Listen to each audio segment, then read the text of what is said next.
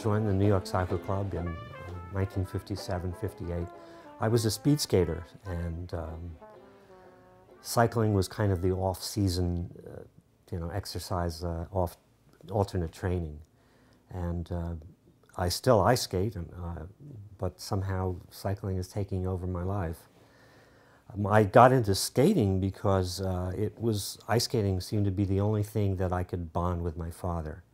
He grew up in New England, he had played ice hockey, and I wanted to be a figure skater, and this wasn't good enough for him, so I got involved with racing.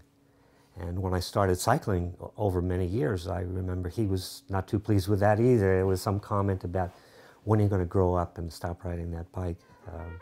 But here we are today. I'm still riding up until the mid-60s rather. There wasn't so much an A, B, and C class, but simply there's a group ride. So if someone was fast and there was a turn, or everyone shot up to the hill, they would wait at the top for the last person before they started out again. Or someone got a flat, everybody would wait till that person fixed the flat. Whereas today it's not quite as congenial. You get a flat, we'll see you later. You know the route, we'll see you later. And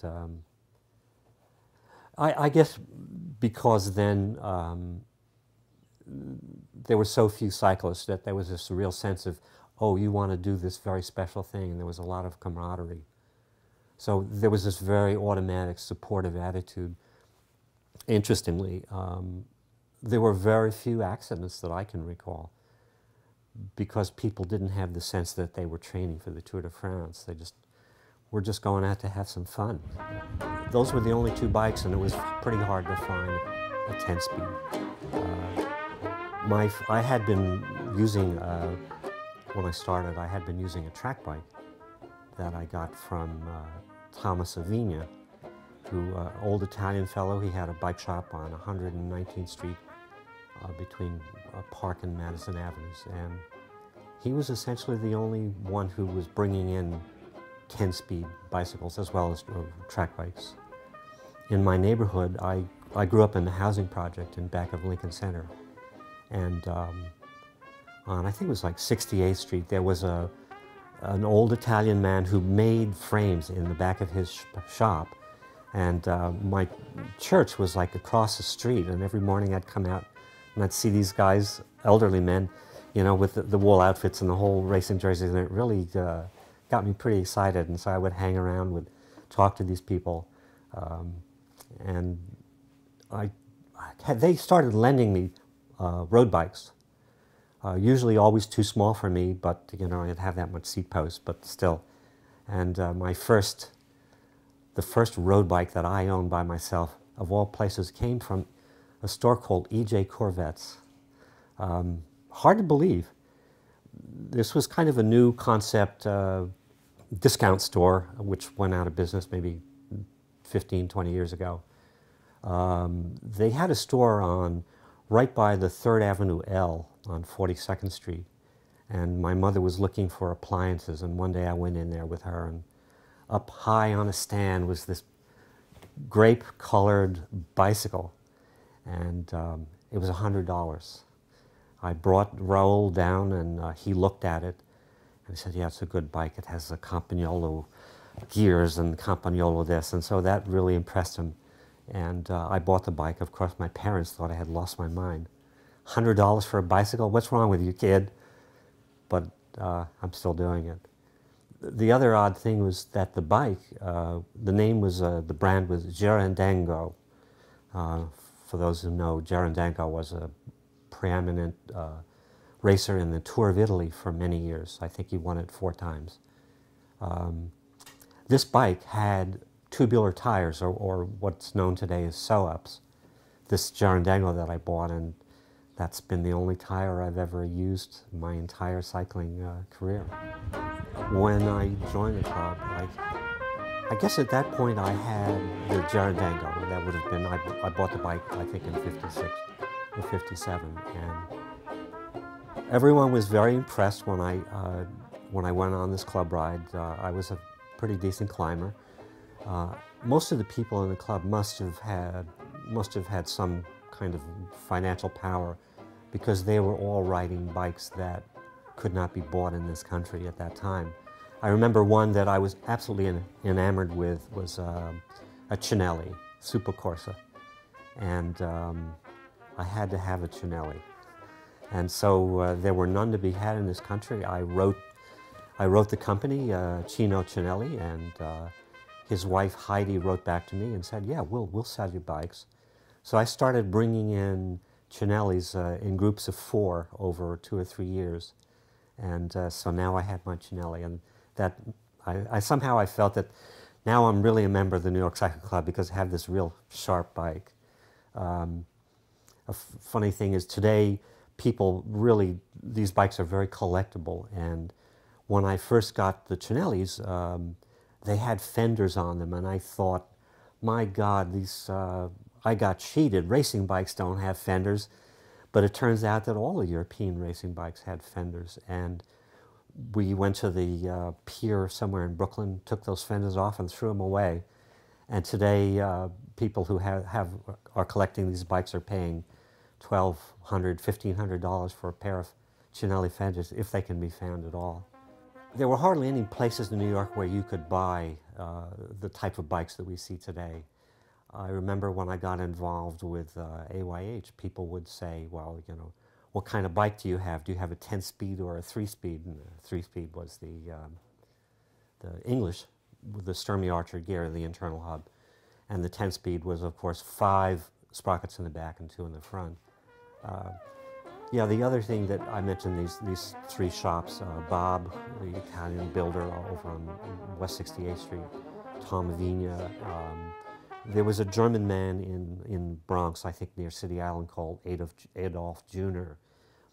And, oh yeah, there was this man down on Canal Street named Alvin Drysdale. And Drysdale, like Dick Powers, also got his start making track bikes.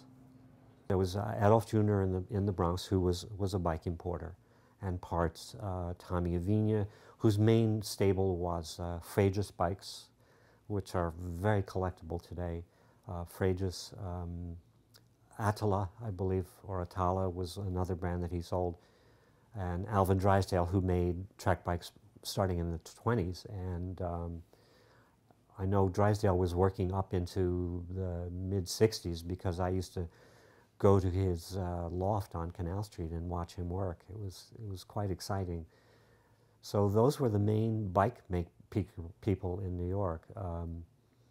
If you wanted something fancy, you had to get it from Europe. And then there was a brochure, a small cycling magazine coming out of England called Cycling and Mopeds.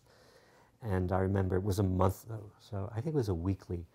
And I would go down to Hotlinger's, which was then on 42nd Street between 6th and 7th Avenue, and get my copy of Cycling and Mopeds, because there would be all these makers listed in there. You know, you couldn't buy, you couldn't buy shorts or jerseys or shoes in those days. They weren't available. Tom Avina had some of that stuff. Junior had some of it, but essentially that was it. So I would buy, or like water bottles. I mean, ubiquitous bike water bottle today did not exist back then. So I'd buy all this stuff from Ron Kitching's catalog somewhere in England. I know one of my oldest bikes is a 1958 Holdsworth, which I got through Ron Kitching's. I'm working on getting that bike back on the road. It'll be a real conversation piece. By the mid-60s or early 60s, I had stopped importing Cinellis, and now I was importing bike clothing from Cinelli for the riders, mostly the racing crowd. Everything was wool shorts, black. They had to be black.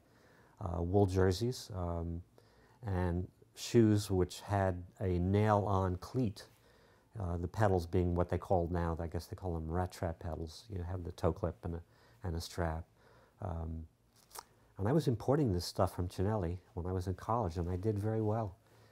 People think about the wool stuff today, but it's really very practical. When it's very hot and humid like it is here in the Northeast, the wind goes through the wool, It just blows right through the loose weave. The wool itself soaks up the sweat, and the only downside is it will take days sometimes for the stuff to dry, and that's probably the only reason it's lost its popularity. But I still have a lot of my old clothing, and I belong to this organization called Classic Rendezvous, and I sort of sneer and I call it old farts on old bikes. And we come out once we have an event down in Greensboro, North Carolina every year, for a 3-day weekend, and everyone comes out with their old bikes wearing their wool jerseys and their, a lot of the rides, a lot of New York Cycle Club rides started in Manhattan, but a lot of the members had cars, and Dan in the bulletin used to have a title. It was Car Top Ride, and so we would mount the bikes on a car and then drive somewhere out into rural New Jersey. One of his favorite areas was Sandy Hook, because once you got away from the ocean, it was mostly farming and dairy country. Of course, there were no bike racks, so Dan Henry, being the inventor, creator of things, he created a car rack, and it was basically two wooden beams going across from one side to the other, one in front, one in the rear, and it had these bolts that he mounted in the beam, and then with car inner tubes, cut sections radially so that you'd have these thick, heavy rubber bands, so the bikes would be flipped upside down and then laced crosswise with the rubber bands onto the wooden rack. It was pretty ingenious. The bikes stayed up there, and I think we could probably get four bikes on a rack. We'd have saddles. I'd like to comment sort of more about cycling equipment, because it just was not available in this country. Certainly the 10-speed, the derailleur gear bikes. Dan was quite an inventor, and one of the things he had was, for want of a better description, a rolling pin mounted crosswise on his handlebars. I guess it was a cardboard tube about the width of his bars, and he had a slide, a plastic slide, and a pointer, and he mounted a map to this tube, and he would roll it and follow it with this pointer.